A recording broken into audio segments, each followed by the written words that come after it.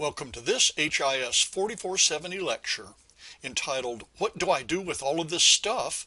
Completing the Oral History Project. The first thing to do as you finish the oral history project is to evaluate and critique each interview.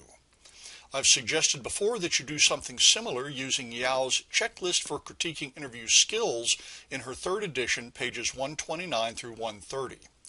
But here I suggest you critique the quality of the interviews themselves, testing for qualities such as reliability and validity.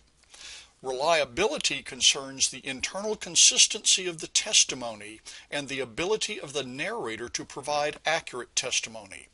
Look for contradictions in the story the narrator relates and ask if the narrator was close enough to events to be a good source. Make sure, too, that the narrator does not succumb to false memories, apocryphal stories, or practiced narration. Validity concerns the accuracy of the testimony when compared to other available knowledge and sources. You will not ever have a perfectly reliable and perfectly valid interview with anyone, so you should judge their usability on a continuum from highly useful to unuseful. Treat interviews like you would any other source, subjecting them to critical evaluation and determining where and how you can use them to pursue the truth with a capital T. As you complete your project, pay attention to the project paperwork.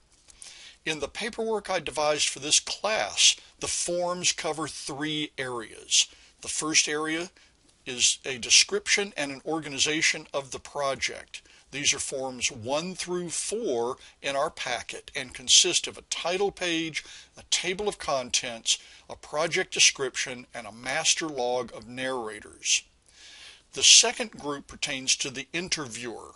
This is what we've called Appendix A, and there should be one body of forms 5 through 10 for every interviewer in the project. In the case of this class, that is probably you alone. In a larger project, there might be multiple Appendices A.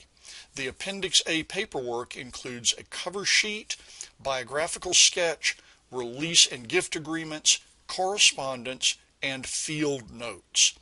Let me note here that if you do indeed have more than one interviewer, you should create under the Organize the Project paperwork a master log of interviewers as well as a master log of narrators. The third group of paperwork covers each narrator. We call these Appendix B. Again, each narrator should get their own appendix of forms 11 through 18. These are almost identical to the forms for Appendix A with two additions. The full list is a cover sheet, a biographical sketch, release and gift agreements, correspondence, field notes, and an interview index and a photo artifact document log. Let's focus for a minute on the interview index. You've already indexed someone else's interview, so you have a taste for doing the work itself and the difficulty in indexing an interview that you were not involved in. Like the index of a book, the interview index gives researchers a hint at the topics that were covered, so they don't have to listen to the entire, possibly unavailable interview to know whether or not the interview would be useful for their own research. When making an index, it is best to take copious notes that you pare down in the final draft.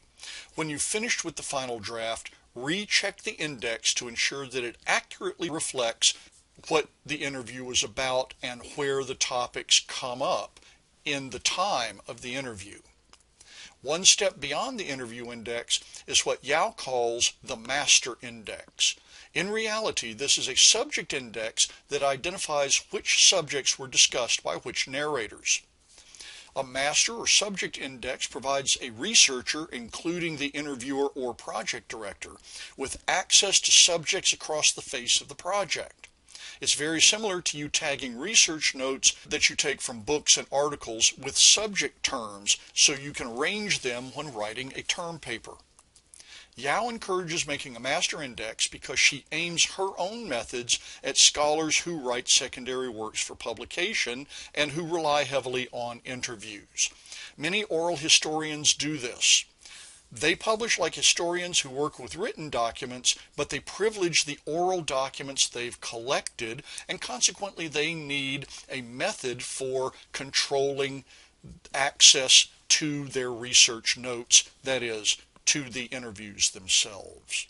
Such publications can be broad, like Michael Honey's Black Workers Remember, or Theodore Rosengarten's All God's Dangers, or they can be narrow and limited, like Yao's own work for local historical associations.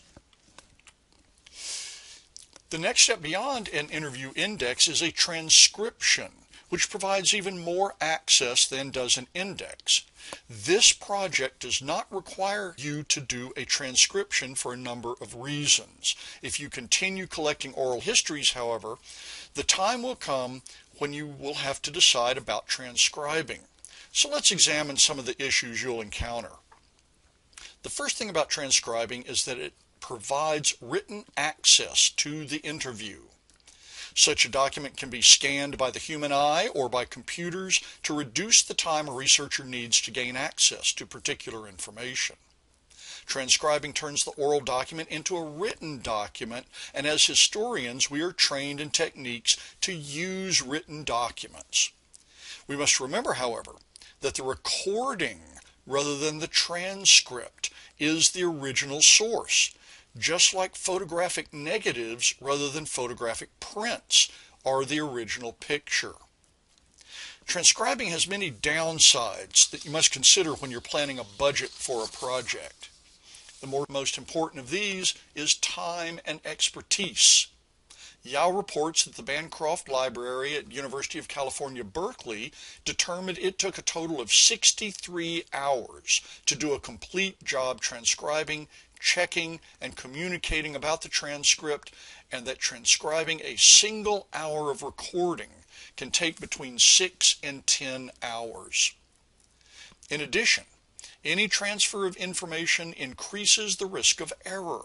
It's the same with transcription, so you must transcribe accurately and check and recheck your product. It takes a good deal of care and a combination of training and expertise to transcribe well, as writing always has conventions that differ from the conventions of speech.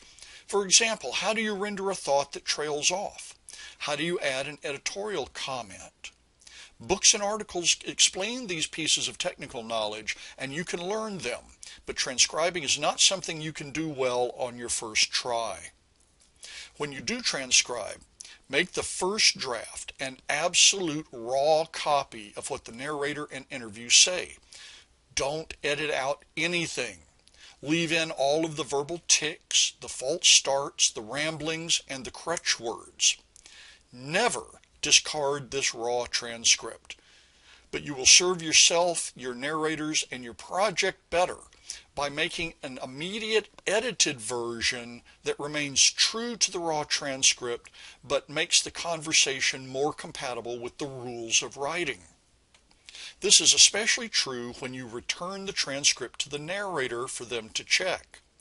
Now, you should return the transcript to the narrator for practical editorial reasons as well as for ethical reasons. Narrators can help you make sense of what they said, even when you think you understand.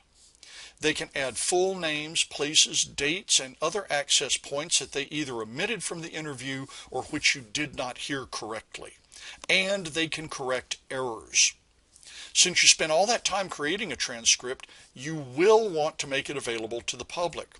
Consequently, narrators have a right to see how you've dealt with their words. Let me share one caveat. Never ask the narrator to edit the raw transcript. Again, the conventions of speaking and writing are very different. Whereas you and I are trained to understand those differences, most narrators, and more importantly their families, are indoctrinated in the formality of reading the written word and will think that the raw transcript makes them sound inarticulate. I've learned this the hard way. Provide them with a transcript for their editorial comment that you have taken out all of the uhs, ahs, false starts, and verbal tics from at least. You have an obligation to share the information you've gathered with the public at least, and there are a number of ways to do this. Publication of a secondary work based on the interviews is an obvious way and is the ultimate goal that Yao herself addresses throughout her text. Publishing based on interviews is as specialized as any other kind of publishing, but we have enough precedents that there is ample information available about how to proceed. A second option is to publish the transcripts. Publishing in this case might mean only making them available, but if you choose this route, you should edit the transcripts to provide a sense of the narrator's self, the narrator's expression, the narrator's mind, while making the transcript readable for a third party. You must indicate in a preface, at least, that the published transcript is the edited transcript, and if you've edited it highly, you must indicate that. A third relatively recent option is online curation of the project, including original recordings, indices, transcripts, interpretive introductions, and digital surrogates for any photos or documents that the narrator may have provided. Software platforms exist now to make it possible to curate collections easily. The best known of these is a product called Omeka. It's built by the Roy Rosenzweig Center for History and New Media at George Mason University and is a free open source product built on the PHP architecture. It offers free hosting for up to 500 megs of storage, and it offers you 4 display templates. It has 4 pay plans for $50 to $1,000 per year.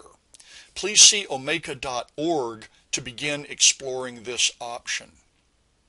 Regardless of how you share products built from your interviews, you should also deposit the project's work products in an archives or library.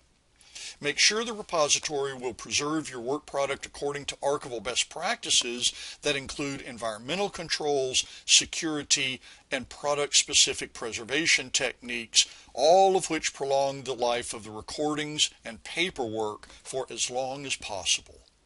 With digital recordings and paperwork, make sure that the repository keeps a so-called live copy and a backup and has a data migration plan in place. Ensure also that the repository will make your work product accessible as allowed by your gift agreements and releases, as well as library or archival best practices. There are many well-meaning repositories in the world that do their best to preserve and make available such records of enduring value. But if they are not funded properly or staffed by trained personnel, such repositories might be inadequate. If you are unsure, give me a call and let's talk about this. This concludes this lecture. What do I do with all this stuff? Completing the project. And as always, thank you for your attention.